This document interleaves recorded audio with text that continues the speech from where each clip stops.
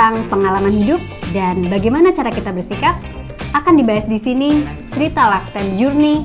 Warm welcome to Mimo Talk. Hasil penelitian menunjukkan 58% perundungan di tempat kerja dilakukan oleh wanita. Dan hampir 90% mereka memilih perempuan lain sebagai korbannya. Apakah kamu pernah merasa takut tersaingi saat ada teman atau rekan kerja sesama perempuan di sekitar kamu?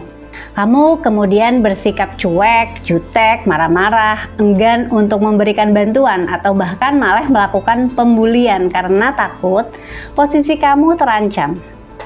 Hati-hati, jangan-jangan kamu terkena Queen Bee Syndrome.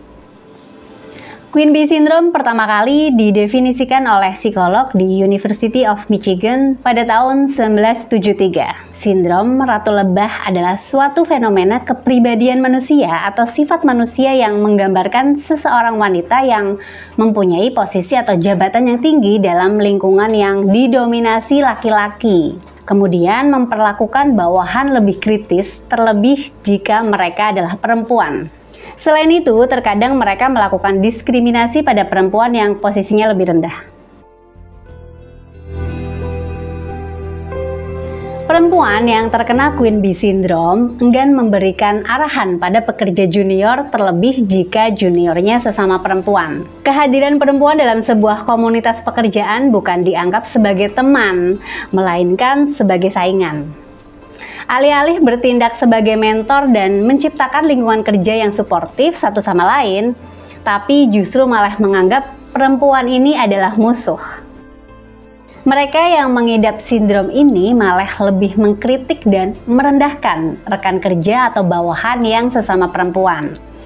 Karena mereka menganggap wanita lain yang dirasa berbakat dan berpotensi sebagai ancaman.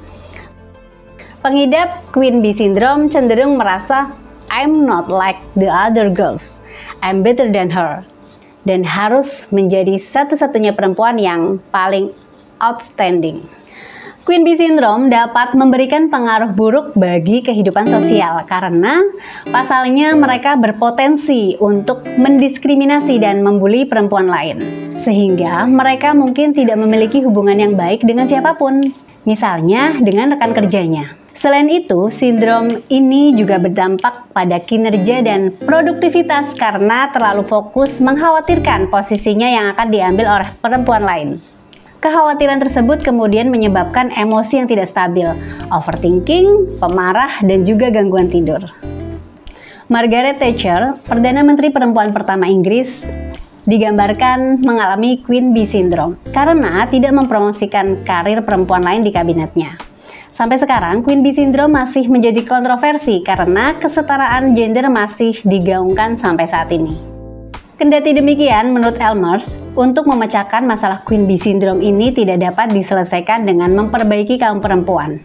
Hal yang harus diperbaiki adalah lingkungan sekitarnya, dengan menghilangkan bias gender di dalamnya. Meskipun begitu, kita tetap perlu memberikan apresiasi pada perempuan yang telah sukses dalam karirnya.